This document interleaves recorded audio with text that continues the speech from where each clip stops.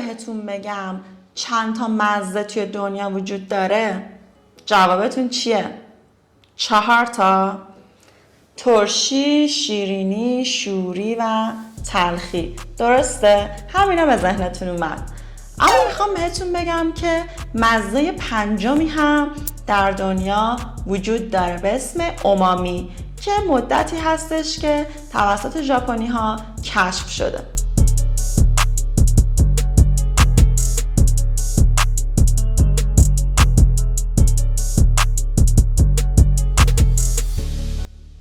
اومامی به مزه‌ای گفته میشه که معمولاً لذیذه، مثل گوشتی که کاملا پخته شده، یا ما میتونیم اومامی رو توی گوجه فرنگی و قارچ پیداش کنیم. قبلا بر این باور بودن که هر کدوم از این مزه ها توسط جوانه های چشایی بخشای مختلفی از زبونمون فقط قابل درکه. اما باید بهتون بگم که این نظریه دیگه منسوخ شده و تمام جوانه های چشایی که روی زبون ما قرار دارن قابلیت درک و دریافت همه این مزه ها رو دارن. خب حالا که راجع به مزه صحبت کردیم، بیایید راجع به طعم هم صحبت کنیم. به نظر شما طعم و مزه با همدیگه متفاوتن یا شما توی ادبیاتتون این دوتا رو به جای هم به کار میبرید؟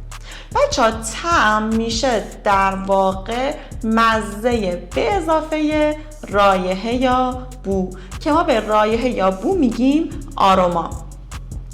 یعنی چی؟ فرض کنید که من بهتون بگم چشمتون رو ببندید و یک پرتقال توی دهانتون بذارم و ازتون بپرسم که این چی بود. خب فکر کنم که همتون به راحتی بتونید تشخیص بدید که پرتقال بوده.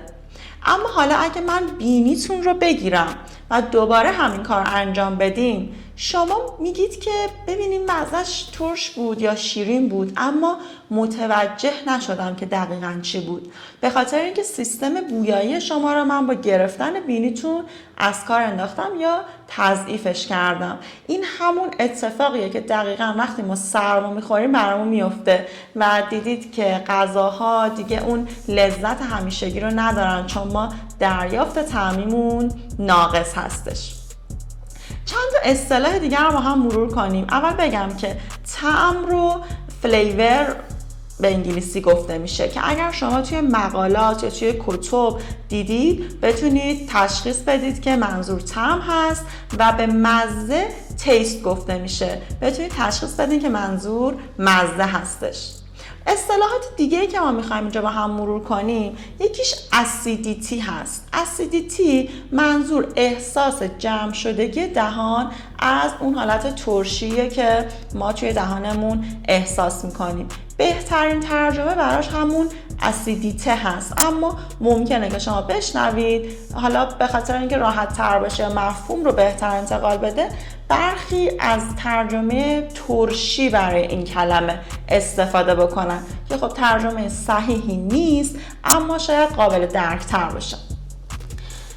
سویتنس به معنی شیرینی که شاید براتون عجیب باشه، اما داخل قهوه به ذات مزه شیرینی وجود داره بدون اینکه چیزی بهش اضافه شده باشه و شما فقط با تمرین و توجه روی نوشیدنیتون به مرور میتونید این سویتنس رو دریافت بکنید، اگرچه که توی قهوه‌های عربیکا مشهود هستش. بیترنس یا همون تلخی که خب هممون فکر کنم قهوه رو به تلخیش میشناسیم، اما باید بهتون بگم تلخی یکی از مزه های قهوه هستش و ما اسیدیتی و سویتنس رو هم میتونیم از قهوه دریافت بکنیم. راجع به آروما باهاتون صحبت کردم و یک اصطلاح دیگه داریم به اسم فرگرنس که این هم معنی رایحه میده، اما آروما و فرگرنس با هم یک تفاوتی دارن. آروما به رایحه خیس گفته میشه و فرگرنس به رایحه خشک. یعنی چی؟ یعنی وقتی ما در پک قهوه‌مون رو باز میکنیم و بو میکشیم، اون بوی خشک قهوه هست و فرگرنس قهوه هست. از زمانی که آب به قهوه ما اضافه بشه دیگه اون بویی که ما دریافت میکنیم از قهوه آروما خواهد بود.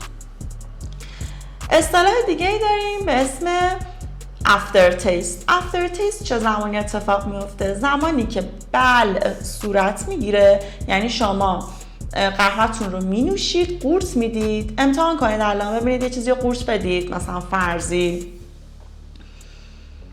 خب بعدش چه اتفاقی میفته؟ نفستون رو از بینی خارج میکنید. زمانی که اینجا سیستم بویاییتون دوباره درگیر میشه، ما چیزی داریم به اسم افتر تیست که پسمزه قهوه ما هستش که میتونه با فلیور قهوه متفاوت باشه.